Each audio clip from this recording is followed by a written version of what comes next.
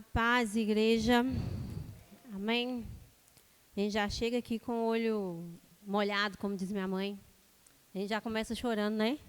Ser melancólica não é fácil, não, gente. Falei com o pastor hoje, com o Lourinho. Tem gente que vai para a academia, né, com uma garrafinha de água e um sonho. Dessa vez eu vim pregar com uma Bíblia e um sonho, porque todas as vezes eu coloco um esboço, Deus me dá um direcionamento, eu pego um papelzinho, como eu aprendi lá atrás, né? Eu ia falar muitos anos, mas aí eu vou me prejudicar aqui. Há um tempinho atrás, que eu aprendi lá no seminário assim, a gente fazer todo aquele esboçozinho e eu me apeguei àquele padrão. Só que de um tempo para cá o Senhor tem desconstruído padrões na minha vida.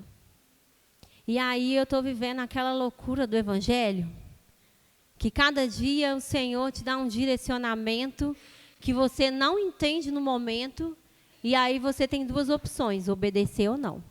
E quando você obedece, você vê Deus fazendo algo através da sua vida. Você vê algo frutificando, e está sendo tão gostoso poder ser instrumento de Deus, participante daquilo que Ele está fazendo. Que bênção que tem sido. Antes de começar o culto, a gente estava falando ali fora do culto de mulheres que teve ontem. Ah, bonitas, quem não veio, vocês perderam. Fala aí, gente, as irmãs que veio, estavam ali fora falando. Foi o melhor culto de mulheres dessa igreja, foi ou não foi? Amém? Foi o melhor culto de mulheres dessa igreja. Gente do céu, tem uma disputa santa aqui, gente, eu vou falar com vocês aqui, que os homens ficam tentando fazer um culto melhor do que o nosso. É uma disputa tipo de irmãos, uma coisa santa, tipo assim, Caim e Abel. Mentira, gente. Eles acham que eles é Abel porque eles vêm para cá e fazem churrasco, entendeu? Eles vão para casa ali, fazem churrasco e estão achando que Deus está recebendo o culto deles. Mas deixa eu falar para vocês o que houve aqui ontem, vocês não acreditam. Não estou falando nem de estrutura, não, de mesa posta, de café como se fosse de hotel 5 estrelas, de decoração, que ainda tem até uma parte aqui. Isso foi o de menos. O negócio foi o louvor. Pastora Terezinha na palavra, gente, que mulher é aquela? Que é aquilo? Teve dedo na cara, assim, ó. E Deus falando, e foi assim, ó, como é que fala? The power, the best para um lado, of the king, the power para o outro, e um mover aqui que aconteceu, tá rindo, né? Mas o que aconteceu aqui, palavra direcionada, e essas mulheres chorando, e foi a coisa mais linda que eu vi aqui durante muito tempo. E eu sei que o que o Senhor tem para fazer é muito, muito, muito maior do que isso. João 12, 24. Tem sido o que Deus tem colocado no meu coração com tanto afinco. Se o grão de trigo não morrer, ele permanece só. Mas se ele morrer, ele produz frutos. E é essa palavra que eu tenho carregado durante meses do meu processo em Deus. Eu preciso morrer. Eu preciso morrer. E quando vem à tona partes de mim que não glorificam ao Senhor, quando vem à tona a carne que quer dominar, que quer a luta contra o espírito, eu lembro, eu preciso morrer. Eu preciso morrer. E eu estou vendo frutos. Eu estou vendo fruto. Mulheres que estão aqui hoje, né, bênção? Que é fruto da minha renúncia, fruto daquilo que eu resolvi morrer, que eu resolvi obedecer à voz do Senhor.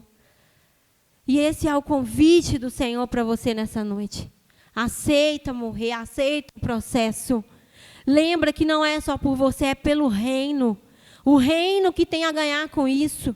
Quando você morre, quando você deixa Deus crescer e você diminui, quem ganha é o reino. E tem que ser o reino, porque tudo é para Ele. É por meio dEle, e é para Ele, é para Ele, é para a glória dEle, para a exaltação do nome dEle. Às vezes nós não entendemos o agir do Senhor, o que Ele está fazendo em determinados momentos, mas nós obedecemos, escolhemos obedecer, e aí nós colhemos esses frutos da nossa obediência. Que você leve isso para o seu coração nessa noite. Abre aí rapidinho em Lucas, no capítulo 15.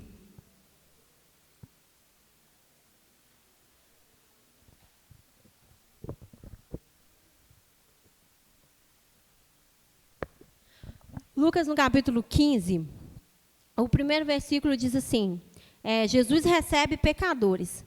Aproximando-se de Jesus, todos os publicanos e pecadores para o ouvir. E murmuravam os fariseus e os escribas, dizendo, esse recebe pecadores e come com eles. Vou parar por aqui. O capítulo 15 de Lucas, ele tem 3 parábolas descritas nesse capítulo. Vai começar com a parábola da ovelha que foi perdida. Então, a gente vê aqui que tem um público ouvindo Jesus, que é um público de fariseus, um público também de pecadores. E os fariseus estão ali indignados. Olha só, ele conversa, ele come com eles, ele se relaciona com eles, ele fala com eles. E Jesus começa a direcionar uma palavra. Só que nessa parte aqui de Lucas 15, a palavra, ela não é específica para o público de pecadores que estão ouvindo Jesus. Na verdade, a palavra ela é mais para os fariseus. Como se fosse meio que uma indireta, né, gente? Mas é direta. Jesus está ali com os pecadores e ele vem com uma palavra de confronto para os fariseus. E aí começa com essa parábola da ovelha perdida, que fala que um pastor ele tem 100 ovelhas e aí ele perde uma. Então, ele deixa as 99 e ele vai atrás de uma. E parece um absurdo, né? Aí você pensa assim, 99, perdeu só uma. Parece que ainda é aceitável, né? Perdeu só uma. Faz parte também, né, as perdas. Mas Jesus deixa 99 e vai atrás dessa uma.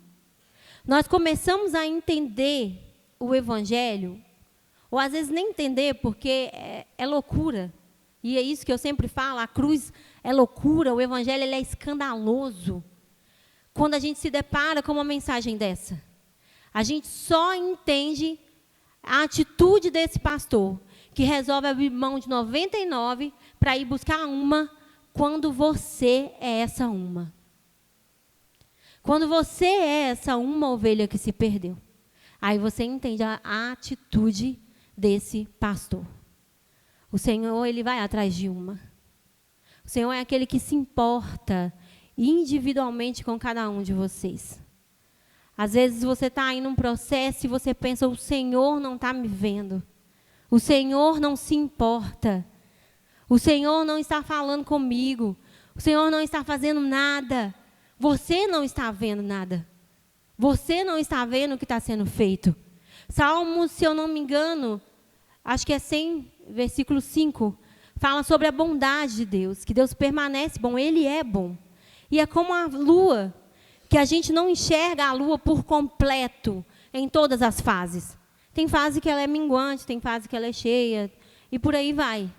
Mas ela permanece sendo lua, ela está lá. Ela não mudou quem ela é. Ela não mudou, ela permanece sendo a lua. Ainda que, por um período, você só consiga enxergar um pedacinho dela. O Senhor, ele permanece sendo Deus. Ele permanece sendo bom. Isso é quem ele é, ele não pode negar a si mesmo. Ele é um bom Pai, ele é um Deus bom, ainda que hoje você não esteja enxergando toda a bondade de Deus sobre a sua vida. Não significa que ela não existe. Não significa que ele não está sendo bom com você. Você só não está enxergando agora. Mas ele permanece sendo bom. Quando o Senhor vai, quando o pastor vai, traz de volta a sua ovelha perdida, então tem alegria, tem festa, tem júbilo. Mas aí Jesus vai e propõe outra parábola. Ele fala sobre uma mulher que em casa ela pede uma dracma. Ela tem 10 moedas, 10 dracmas, e ela perde uma. E aquela mulher, ela resolve procurar. Ela acende a luz, ela varre a casa, ela procura diligentemente até achar a dracma perdida. E aqui nós vemos outra proposta de Jesus para nós. ainda fala de uma perda. Primeiro era a perda de uma ovelha, agora é a perda de uma moeda, de uma dracma. A dracma, ela correspondia ao equivalente de um dia de trabalho, que era um valor considerável. E naquela cultura, as mulheres casadas ou preparando-se para casar, elas usavam essas dracmas no véu ou numa tiara que elas colocavam no cabelo. Aquilo poderia, inclusive, fazer parte do dote dessa mulher. Era algo importante. Ela perdeu algo importantíssimo, que tinha um valor incrível para a sociedade, para as pessoas. Todo mundo que olhasse ali perceberia, está faltando uma dracma. E aí, ela começa a procurar. Ela tem esse esforço. Na primeira parábola, é o pastor que vai atrás da ovelha. Nessa, é a mulher que se dispõe a procurar o que havia se perdido. E aí eu quero trazer uma reflexão para o seu coração nessa noite. O que você perdeu? Quais são os valores que você perdeu? O que era importante na sua vida e agora não é mais? O que você perdeu de valores que você não poderia ter perdido? O que você colocou no lugar de importância na sua vida, de primazia na sua vida, que não é o Senhor Jesus? O que você colocou no trono que pertence ao Rei da Glória? E você colocou coisas, pessoas, situações. Quem você colocou? O que era importante para você e agora já não é mais? É só uma mentirinha que vai te beneficiar. Vai fazer você ganhar mais um cliente, vai fazer você se sair de alguma situação difícil, mas é só uma mentira. Qual é o valor que você perdeu? Os valores que você perdeu. E quantas pessoas estão perdidas dentro de casa? A dracma, ela foi perdida dentro de casa. E nós vemos, às vezes, dentro da igreja, quantas pessoas estão perdidas dentro de casa, dentro da casa do Pai, e você está perdido, porque o seu coração não está mais aqui. Você vem, você se arruma, linda, maravilhosa, bonito, cheiroso, e você vem, mas você não adora mais o Senhor. Virou um ritual, cumprir alguns ritos da religião. Chegar aqui, você já sabe a liturgia que vai ser seguida. Vai dar uma abertura, vai o louvor, vai a pregação, vai ter uma oração, uma oferta, alguma coisa, um aviso e vamos embora.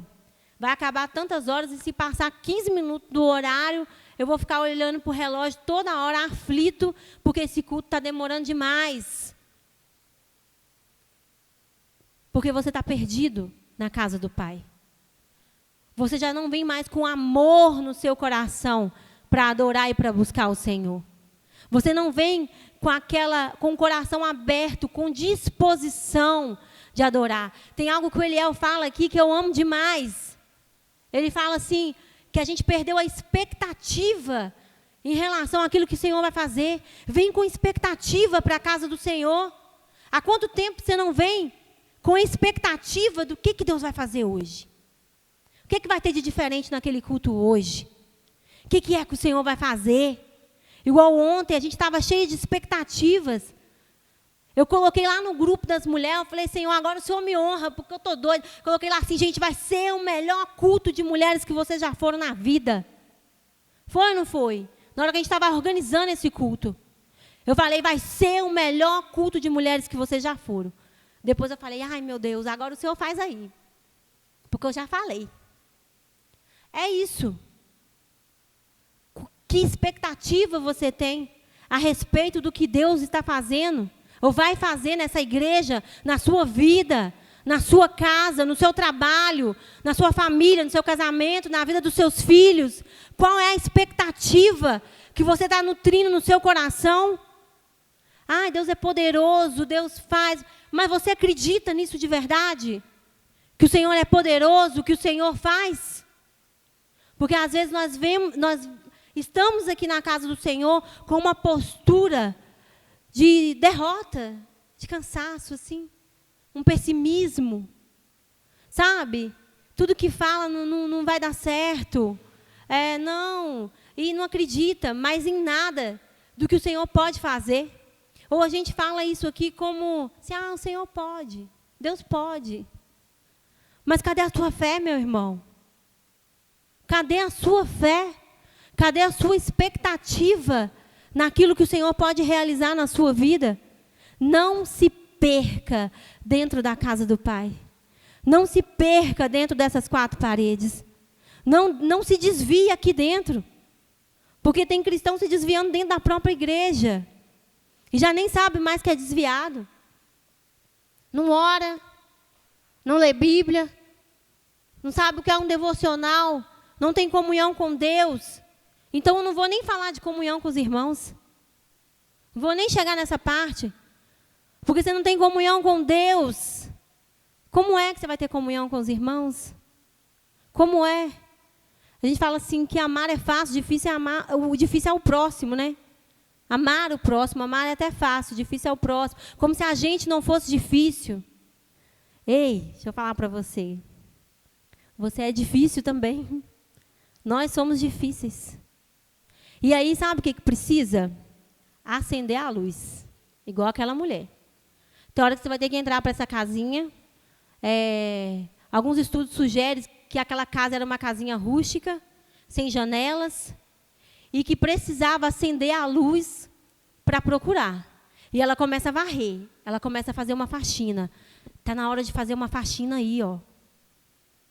Vamos fazer uma faxina? Arregaçar as mangas, acender a luz, porque Jesus é a luz do mundo. Porque Ele é a luz. Porque aqui, ó, é lâmpada para os meus pés e luz para o meu caminho.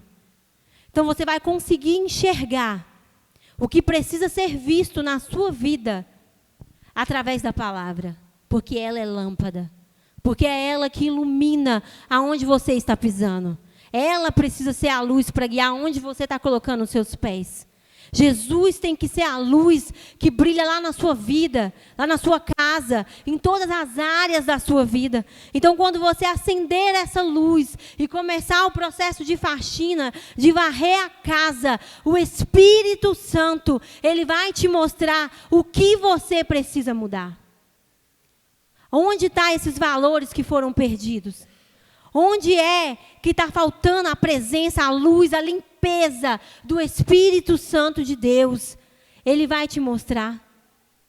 Mas nós precisamos estar dispostos a orar com integridade no nosso coração e entregar para o Senhor. Falar, Senhor, eu não sei. Às vezes dá tanta bagunça. Já fizeram isso, gente? Na hora que a gente vai começar a fazer uma faxina, que a gente está animado, tira aquele monte de coisa do guarda-roupa, depois bate aquela tristeza. Que você pensa assim, não, nem comecei, vou ter que terminar agora, porque a bagunça está tão grande. E às vezes é isso. Você olha para a tua vida, a bagunça está tão grande. Em todas as áreas, seu trabalho, sua saúde, como você tem levado a sua alimentação, seu corpo, sua vida espiritual, sentimental, sua vida emocional, suas emoções. Porque a gente foca aqui no espírito. E o Espírito, ele é o mais importante. Porque a ordem tem que ser espírito, alma e o seu corpo. Espírito, alma e corpo. Essa tem que ser a ordem. O Espírito tem que reinar sobre a sua alma, sobre as suas emoções. As suas emoções, elas têm que estar rendidas ao Senhor. O Senhor precisa ser o Deus das suas emoções também. Ele precisa governar aquilo que está no seu coração, aquilo que está na sua alma. E quando nós negligenciamos essa parte da nossa alma, nós somos pessoas traumatizadas dentro da igreja. E o Senhor tem um ministério enorme para a tua vida, mas você não está se dispondo porque você tem medo. Porque tem um trauma aí que não foi curado. Porque tem algo aí que você não abriu para Jesus. Porque a casa aí está suja e você não varreu. Você não limpou. Você não permitiu o Espírito Santo limpar. E quando você negligencia essa parte, você está impedindo o fluir do Senhor na sua vida. Você podia fazer com que o reino crescesse muito mais. Você podia alcançar muito mais pessoas. Mas você está com medo do que os outros vão falar. Da opinião dos outros. Foi quando tudo desmoronou na minha vida. E aí eu fui alvo dos olhares, das fofocas. Que aí eu pensei, já era. Agora eu já perdi o medo, a vergonha de tudo. Porque antes, eu tinha uma vergonha de abrir uma câmera ali do Instagram para fazer um videozinho do meu trabalho. Para ter uma renda, para gerar um cliente para mim. Eu não fazia. Porque eu tinha vergonha. Hoje, eu faço. Nem é tanto pelo meu trabalho, mas pelo reino eu faço. Se Deus falou, eu obedeço. Não importa o quê.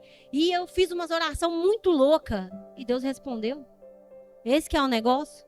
Deus respondeu as orações mais loucas que eu fiz. Ele podia ter respondido as mais normais, né? Eu falei, eu te entrego tudo, Jesus. O que o Senhor me pedir, eu estou entregando. O que o Senhor quiser. Deus tirou tudo. Tudo. E aí eu lembro assim, perdendo tudo, com amor e com alegria. Porque Ele é dono dos meus dias. Porque Ele é Senhor da minha vida. Porque Ele é o que reina em mim. Falei, Jesus, eu não sei o futuro. E isso é algo que eu disse ontem aqui para as mulheres. Eu não sei o que o Senhor tem para mim no futuro. Mas eu sei que Ele é um Deus que está no passado, no presente e no futuro ao mesmo tempo. Ele não é preso ao nosso relógio, ao nosso tempo cromos.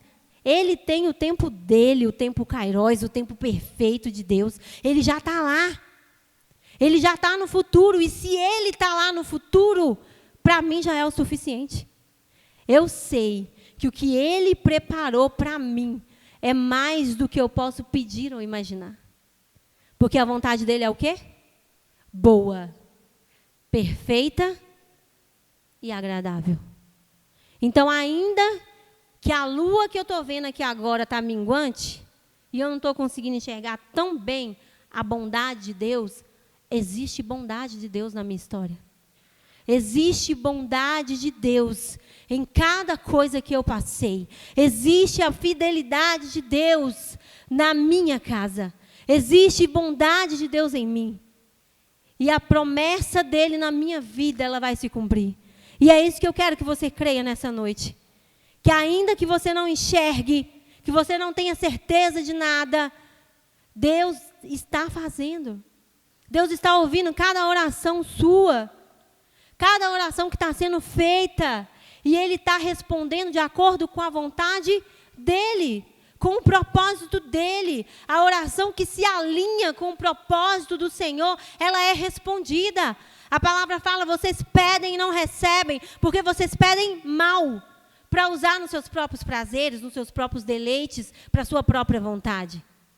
Então, a oração que ela é bem feita, que ela é respondida, é a oração que é feita de acordo com a vontade do Senhor. Essa oração, ela tem resposta. E quando você é ousado no nível de falar, Deus, seja feita a sua vontade. Meu irmão, é feita a vontade. Aí começa um processo, um tempo de Deus, o agir de Deus. Não é fácil, porque a gente acha que é fácil, é só uma oração, seja feita a sua vontade. Mas aí começa, quando o Senhor te pede coisas, tira coisas, coloca coisas, e Ele vai organizando essa casa. E Ele vai organizando. E você vai varrendo essa casa. Você vai jogando luz nessa casa. Porque a luz vai começando a clarear todos os cômodos dessa casa.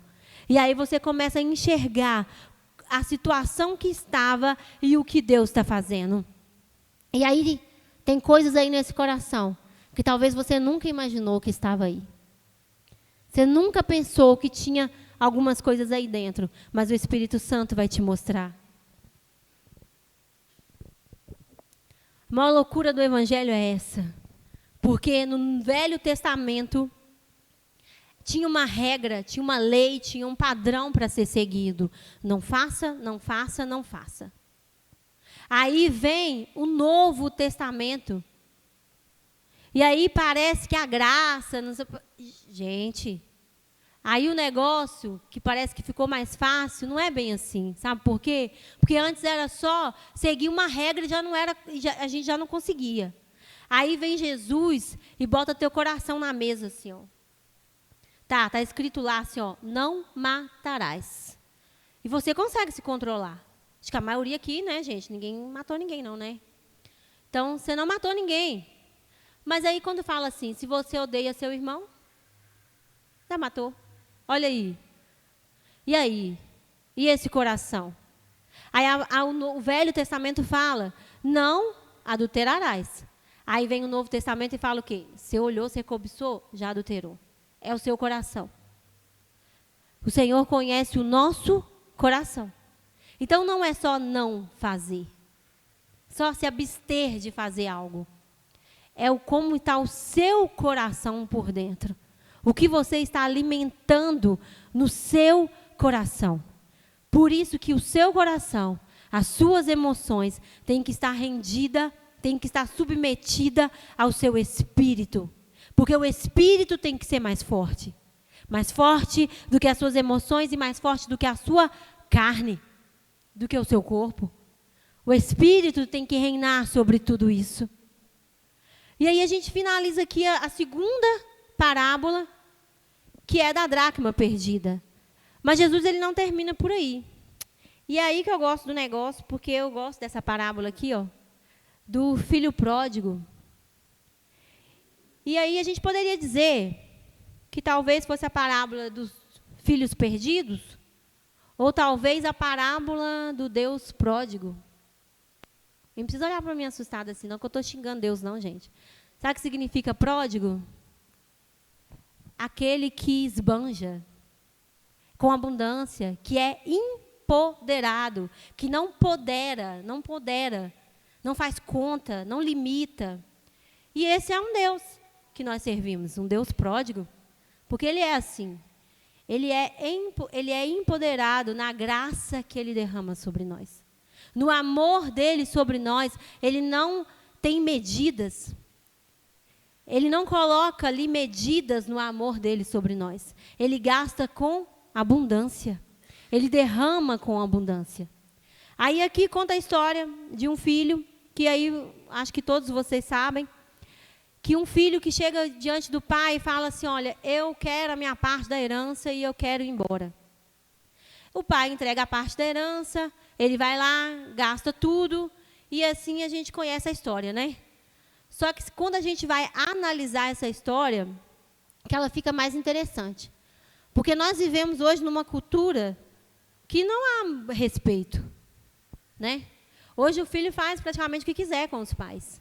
Perdeu-se a autoridade, perdeu-se o respeito. Mas nós estamos falando de outra época, de outra cultura, que é muito diferente da nossa. Então, o filho, ele ter coragem de chegar para um pai e pedir a parte de uma herança, é uma ousadia enorme, um desrespeito enorme. Eu acho que até dependendo do pai, hoje em dia já é assim, imagina antigamente. Porque se nós pedirmos nossa herança, né, para minha mãe ali, ó, vai dar na minha orelha, gente. A mulher é brava. Agora, imagine esse pai, ouvindo do filho esse desrespeito. Olha, eu quero minha parte da herança. Ele estava dizendo assim, olha, para mim você morreu, porque a herança é depois que morre. Não quero saber de você, eu só quero o seu dinheiro. Me entrega esse dinheiro que eu vou embora. Só que a maioria do dinheiro daquela época não era dinheiro em espécie, né, gente? Não tinha também o Pix, para fazer um Pixzinho aí, rapidinho. Então, o dinheiro estava onde? Nas terras do pai. A maioria do dinheiro ficava nas propriedades. Então, esse filho levaria ali um tempo, teria que vender parte da propriedade para entregar esse dinheiro para o filho. E imagina o quão custoso isso era, porque tinha trabalhadores e também tinha escravos envolvidos nisso, que trabalhava ali para o Senhor. Então, ia perder uma parte muito considerável das posses daquele homem. E nessa cultura, o filho mais velho, ele tinha direito a 2/3 da herança. E o mais novo ficava só com 1. Isso ainda diminuiria se ele tivesse, por exemplo, irmãs que teria que tirar dote, ou outros irmãos. Mas supondo que era só os 2 filhos, porque aqui está falando só dos 2, né? Então, ele ficaria com 1/3 da herança. Então, é isso que o pai entrega para ele. Vende o que tem que ser vendido, perde prestígio na sociedade, poder, porque o pai era visto como um dono de tantas terras. Agora já não é mais.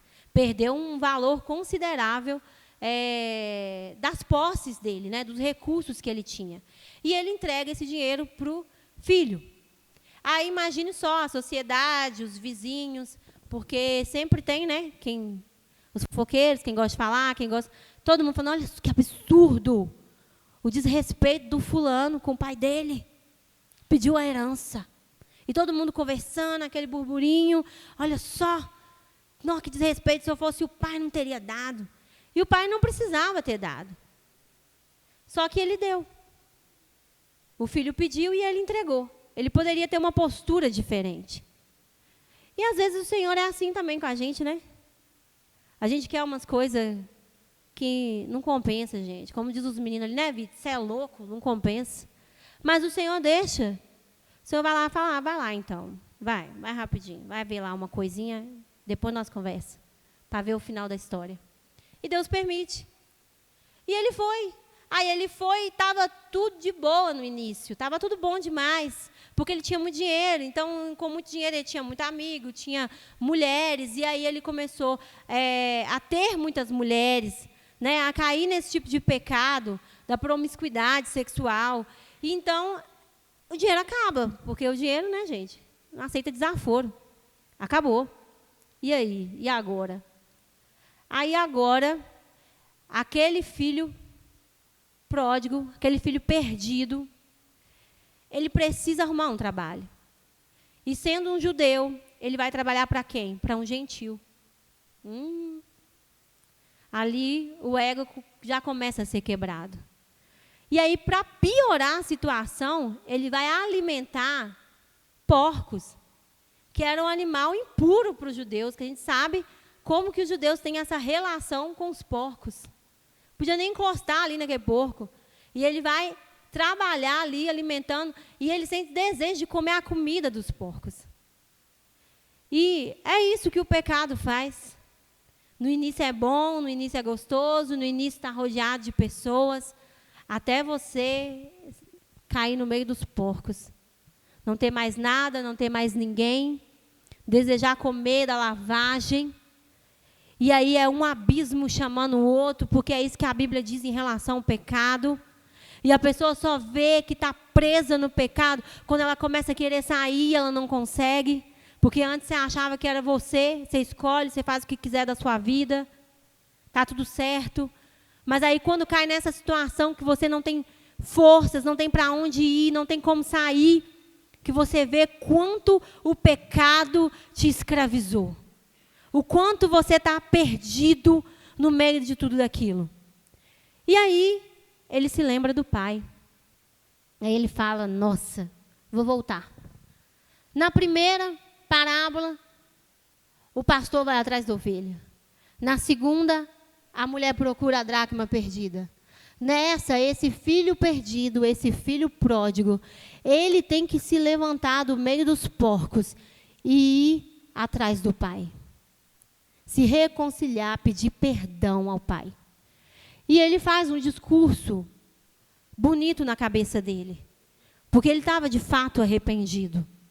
E aí ele fala assim, olha, eu vou chegar e eu vou falar com meu pai assim, olha, eu nem sou digno mais de ser chamado seu filho. Me aceita aí como um dos seus trabalhadores. E a gente vê que naquela época, naquela cultura, um escravo, ele era considerado alguém da família, mas um trabalhador não. Um trabalhador, ele não morava nas dependências da casa do senhor das terras. Ele morava fora. Ele não tinha essa relação de família.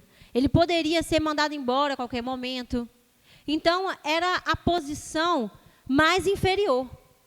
E ele se colocou nisso. Ele falou, eu vou voltar e vou pedir ele para me aceitar nessa posição mais inferior.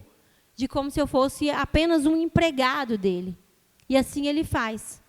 E aí ele vai, né, com aquele discurso, remoendo ele durante o caminho, e ele volta para a casa do pai. Aleluia, né? Só que quando ele chega e ele está pronto a fazer o discurso dele, falar, olha, eu vou ser só um empregado daqui para frente, o pai nem espera ele chegar. O pai sai correndo, encontra ele, abraça, beija. E aí vocês acham que isso, hoje para a gente, isso é normal, né? Mas naquela época não, gente. Um ancião, um senhor de terras, um homem de respeito, não poderia correr. Só as mulheres e as crianças podiam correr. Então, aquele pai que já tinha sido humilhado publicamente, diante de toda a sociedade, quando o filho rejeitou, considerou ele como morto, pediu a herança e foi embora. Ele já tinha sido humilhado. Ele se coloca numa posição de humilhação de novo. Uma posição que não era conveniente para ele, para a posição que ele tinha ali como um ancião, como um senhor daquela casa. Ele não olha para ninguém, para nada, e ele sai correndo e encontra o filho dele. Ele abraça, ele não deixa aquele filho nem pedir desculpa. Não, todo aquele discurso que foi ensaiado, não. Traz lá roupa, traz sandália e traz anel. E às vezes a gente não entende esse ato, esse gesto. Falava sobre autoridade, falava sobre vestes novas, falava sobre restituição, que o pai estava restituindo aquele filho para o lugar de filho, com todos os direitos de filho, sem ele precisar fazer nada. Naquela época, a melhor roupa da casa, ele pede a melhor roupa da casa, ele fala, traz a melhor roupa da casa. A melhor roupa da casa era do pai. Era só o pai que tinha essa melhor roupa. E ele pede para o filho que foi embora, pede para os empregados, traz a melhor roupa para ele. Ele não só aceita de volta, como aceita ainda melhor, colocando ele num lugar onde a gente acha que ele não merecia, numa posição de honra que ele não merecia, de ter uma roupa que não era para ele, que era do pai, que era melhor da casa, com um anel, com sandálias nos pés. E aí que começa a parte mais interessante dessa parábola. Quando o pai decide fazer um banquete, ele pega a melhor carne, que é um novilho da engorda. Hoje aí talvez é a picanha, né, Alas? Que o Alas gosta do cu dos homens aqui de trás, é a picanha, ele é tirado. Aí o pai pede o novilho da engorda, que era a melhor carne. Quem aqui já morou na roça, anos atrás, minha mãe conta muito essas histórias, das necessidades que eles passavam, e que carne não era todo dia. Não era para comer todo dia, né? Tinha que guardar aí o domingo, uns dias especiais assim, para comer uma carninha. E não era diferente. A carne era cara. E o novilho desse era muito caro. E quando se usava um novilho desse, era para uma festa muito importante, que convidava todo mundo. E assim o pai faz. Ele recebe ele com um novilho, com a carne melhor que tinha, convida todo mundo, vão fazer um banquete, vão fazer uma festa, porque meu filho que estava perdido, ele foi achado. E aí vem o ápice dessa história para mim. Porque chega o filho mais velho. E aí ele fala, que palhaçada é essa? Como assim? Restituiu, aceitou, perdoou, colocou roupa, sandália, anel, ainda está fazendo churrasco, a melhor carne que tem. Eu não entro nessa festa. E ele se recusou a entrar. Aí a gente percebe o quê? Que esse pai, ele não tinha um filho perdido. Ele tinha 2. Ele tinha 2 filhos perdidos. Novamente, esse daqui estava perdido dentro de casa. Ele também era um filho pródigo, ele também era um filho perdido. E ele revelou ali o coração dele. A gente às vezes acha radical essa atitude desse filho. Mas vamos tentar entender esse irmão mais velho aqui? Quando o irmão mais novo volta, o que eu falei lá atrás aqui sobre a herança? O mais velho tinha direito a 2/3 da herança. O mais novo, 1. Quando esse mais novo retorna, o que acontece? A herança vai ser dividida de novo. Quem ficou com o preço, pagou o preço do retorno desse filho? O irmão mais velho. E às vezes a gente é assim. Acontece coisas na sua vida que você às vezes é injustiçado, você sabe que o outro está errado, você precisa liberar perdão. Mas a gente acha que o perdão é muito fácil, é só liberar o perdão. Quem está pedindo perdão, por mais arrependido que esteja, não entende o preço do perdão, porque ele tem preço. Ele não tem para quem está sendo perdoado. Mas quando você decide perdoar um dos meninos ali que jogou a bola e quebrou a luz, existe um preço. Alguém vai pagar um preço. Seja de ficar sem luz, que é uma consequência, é um preço, ou de ir lá e comprar uma lâmpada nova. Então vai sair do bolso de alguém. Alguém vai pagar o preço do perdão. E quando nós perdoamos alguém, nós estamos dizendo assim, você não me deve nada. Eu fico com essa dívida. Eu pago isso daí. Isso é difícil, né? Como isso é difícil. Então, o filho mais velho também deveria oferecer o perdão ao irmão. Naquela cultura que ele era o mais velho, se a gente for olhar ao pé da letra, ele deveria ter ido atrás do irmão. E ele não fez nada. Ele deveria ter falado com o irmão, ter tentado fazer a cabeça do irmão, você fica. Não, não é assim, não vai. Que loucura é essa? Você está desrespeitando o pai. Ele era o mais velho, ele tinha essa função. Eu brinquei aqui de Caim e Abel, mas lá no Caim e Abel, o que Deus fala? Você é guardião do seu irmão, cadê seu irmão? E Caim fala assim, eu não sei, cadê ele? Ainda responde mal. Mas essa era a função dos irmãos mais velhos.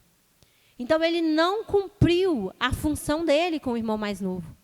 Ele, como o pastor da primeira parábola, ele deveria ter saído, ido encontrar o irmão e ter trazido ele de volta para casa. Mas ele não fez isso, porque o coração dele era ruim. E ele se achava bom. No discurso com o pai, na volta do irmão para casa, o que ele fala? Eu fiz tudo. Eu obedeci tudo o que o Senhor falou. Esse tempo inteiro eu estive aqui. E você nunca me deu um novilho sequer, um cabritinho sequer, para comer aqui um churrasco com meus amigos. Ali ele revela o que tem dentro do coração dele. Eu estive aqui o tempo inteiro e eu obedeci tudo o que o Senhor falou. E aí Jesus falando ali para os fariseus entender muito bem ali qual era a mensagem de Jesus. Mas ela serve também muito bem para a gente. Porque, às vezes, nós somos aqueles que estão na igreja e eu estou fazendo tudo. Estou fazendo tudo. Eu não falto de nenhum culto. Gente, eu dou até esmola. Eu dou o meu dízimo. Entendeu? Eu estou aqui, eu estou no Ministério de Louvor, eu estou pregando aqui, eu faço tudo. Essa é a atitude do irmão mais velho.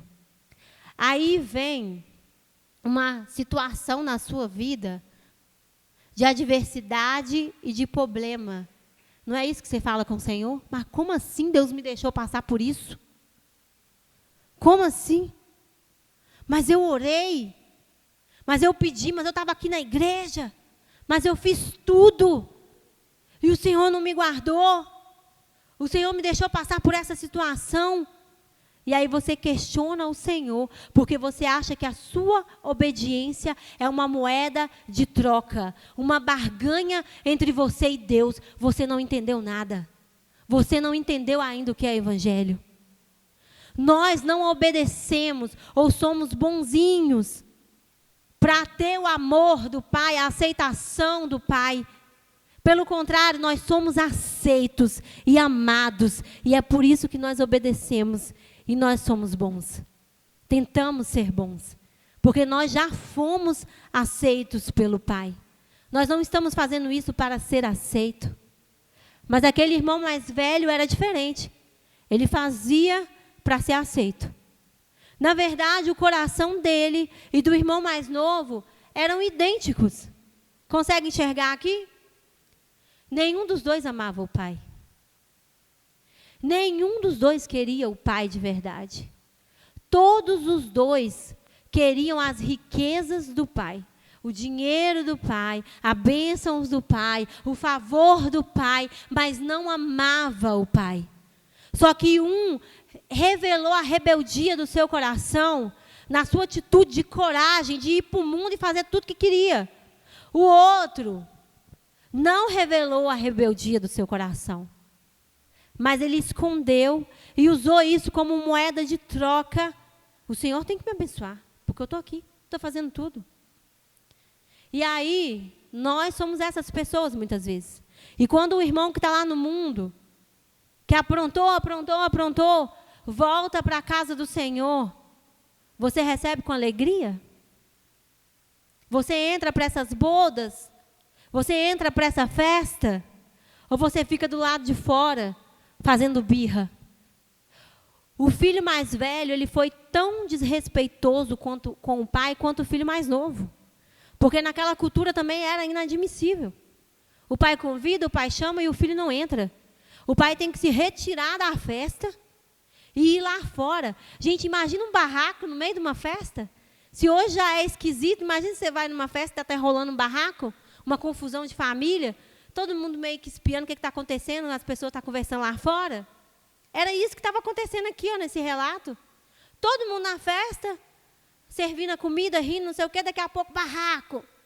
Vai olhar, o pai está lá fora, batendo boca, mas o filho desrespeitoso, fala assim, esse teu filho nem é meu irmão, nem se refere ao irmão como irmão. Esse teu filho gastou, fez tudo que quis, e o Senhor recebe ele dessa forma.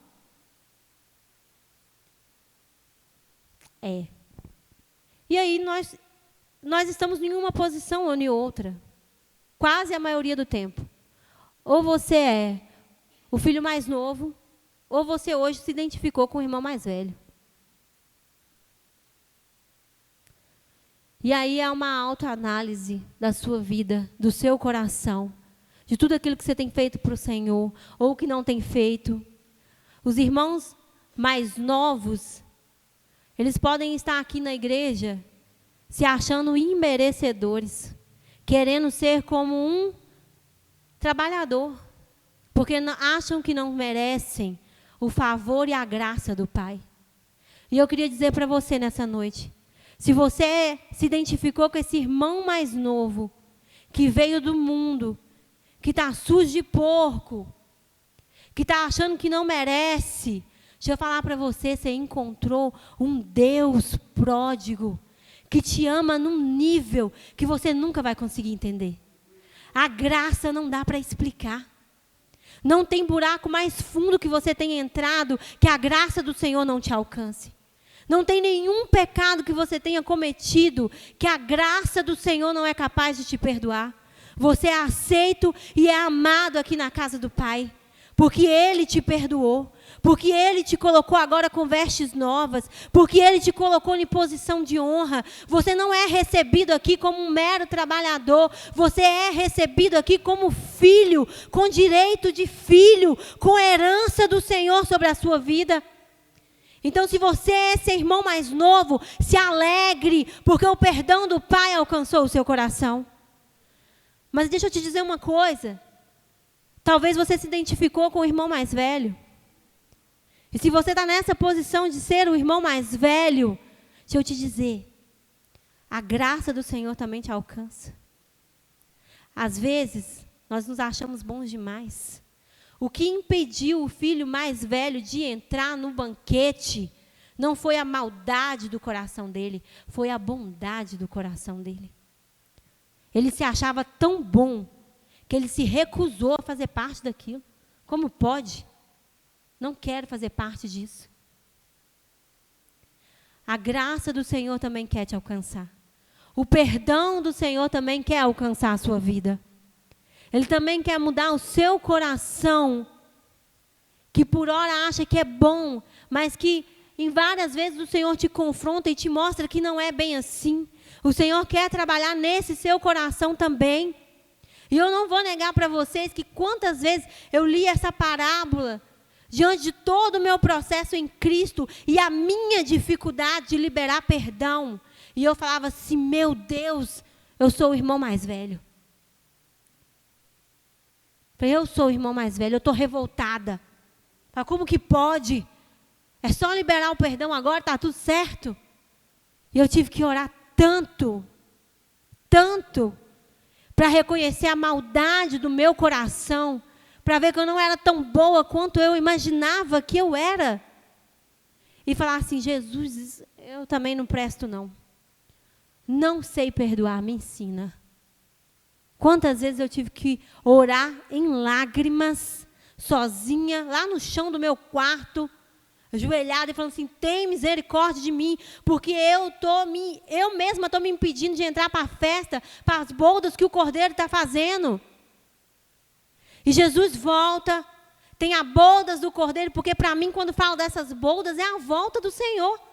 E tem gente que não vai entrar, tem irmão mais velho que não vai entrar, porque estava na igreja, porque estava fazendo tudo. Mas o que nós lemos? Em Mateus, quando Jesus fala assim, olha, vai falar assim, apartai-vos de mim que eu não te conheço. E qual que é o discurso? Não, mas em seu nome eu expulsei até demônio. Eu pregava, eu fazia tudo, igualzinho quem? O irmão mais velho. Eu era bom, eu fiz tudo, eu obedeci. E Jesus fala, eu não te conheço. Aparta de mim porque eu não te conheço.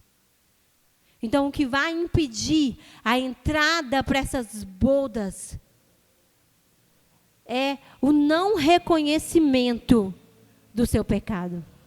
Porque o irmão mais novo, ele tem o perdão porque ele reconhece que ele estava errado. Ele consegue ver que ele, de fato, precisava do evangelho. Precisava do perdão do pai. Mas o irmão mais velho está tão orgulhoso, soberbo, com um ego tão inflado, que ele não consegue entender que ele precisa do perdão do pai. Que ele é tão pecador quanto aquele que saiu. Quanto aquele que gastou e esbanjou tudo. Ele é tão pecador quanto ele. Examina o seu coração. Examina a sua vida.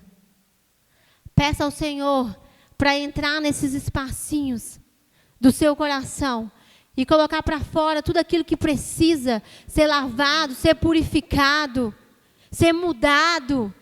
Porque isso é o evangelho, é loucura. É loucura para quem está perecendo, a gente não consegue entender. Eu não consigo entender a graça. Eu não consigo entender. E isso é o evangelho. Que nós possamos viver esse evangelho de verdade, genuíno, que transforma. Porque não basta parecer que é um filho obediente. Você tem que ser um filho obediente. Você tem que querer ser um filho obediente. Só para vocês entenderem. As esposas aí vão entender melhor.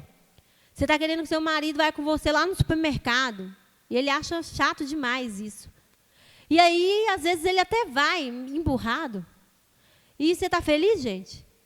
Que esse homem emburrado atrás de você? Lá no supermercado ou lá no shopping que você queria ir? Ele não está a fim de ir, porque não é um rolê legal para ele, né? Não é interessante. Mas ele foi para te agradar, só que ele foi meio assim, com aquela cara, né? Emburrado. E aí você também não fica feliz, não, hein? Porque você quer o quê? Você quer que ele queira. Você quer que ele vá, ainda vai o quê? Feliz, meu irmão. Você ainda tem que rir, meu irmão.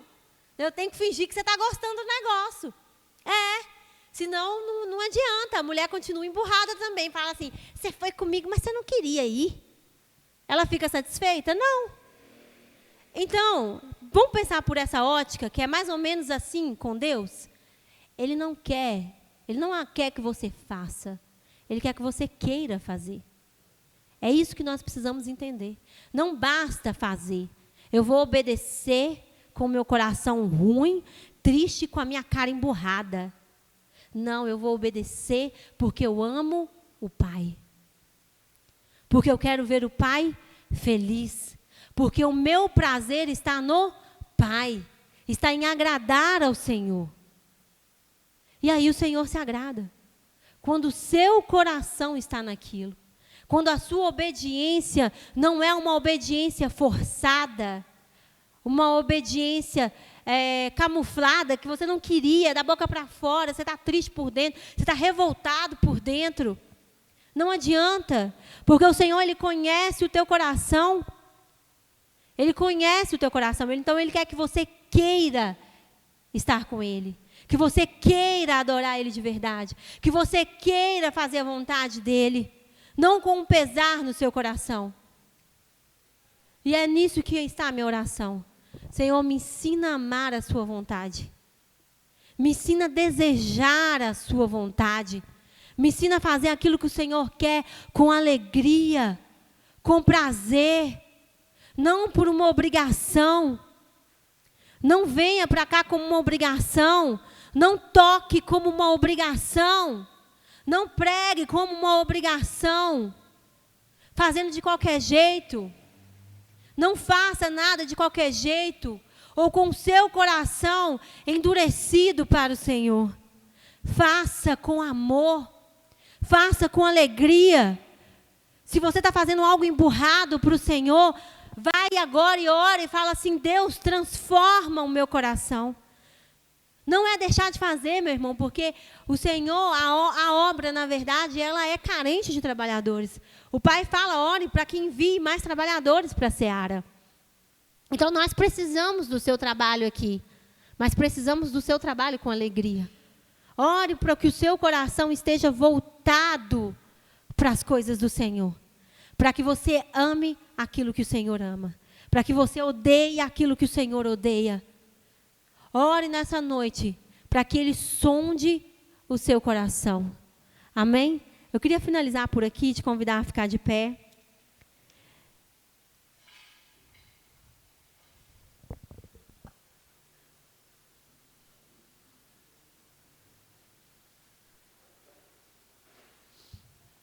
O mais chocante dessa história, dessa parábola, é que as outras duas, elas têm uma finalização. O pastor acha, a ovelha se alegra e fica feliz. A mulher que procura a dracma, ela encontra, ela chama as amigas, elas se reúnem e elas ficam felizes. Mas essa última parábola, o filho ele é encontrado, o pai faz um banquete para se alegrar com o filho, mas a gente não descobre se o mais velho entra ou não para esse banquete. Essa é uma reflexão que Jesus deixou ali para os fariseus que estavam escutando aquela parábola. Vocês entram ou não para esse banquete?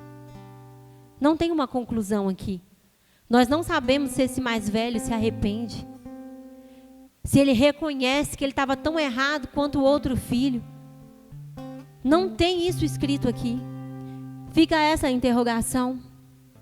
E eu deixo também essa interrogação para o seu coração. Você entra ou não nas bodas do Cordeiro? Você vem se alegrar com os irmãos mais novos? Você está disposto a reconhecer os seus pecados, a encontrar a sua dracma perdida, a alegrar com o pastor que acha a sua ovelha? Você quer fazer parte desse reino? Você quer entrar para essas bodas e celebrar? Ou é o seu ego, o seu orgulho, o seu coração que está endurecido, que vai te deixar de fora disso? Coloca a mão sobre o seu coração nessa noite. Eu quero orar sobre a sua vida.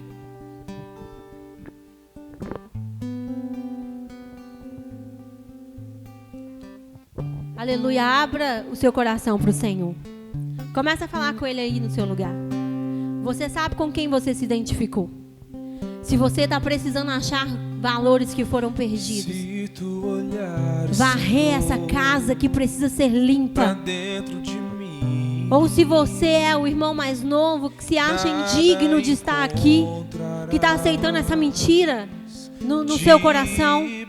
Ou se você se identificou com o irmão mais velho e vê que precisa de perdão.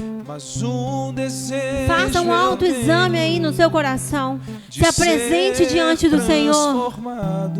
Deus, em nome de Jesus, Pai, coloco cada pessoa que está nessa noite diante do Senhor. Deus, o Senhor conhece o nosso coração no nível, Pai, que nem nós mesmos conhecemos. A tua palavra diz: sonda-me, Senhor, e tu me conheces. Vê, Senhor, se há em mim algum caminho mau e leva-me pelo caminho certo, pelo caminho reto, pelo caminho justo. Deus, sozinhos nós não conseguimos. Nós não somos capazes de salvar a nós mesmos. Nós precisamos de Jesus, que é o irmão mais velho, perfeito.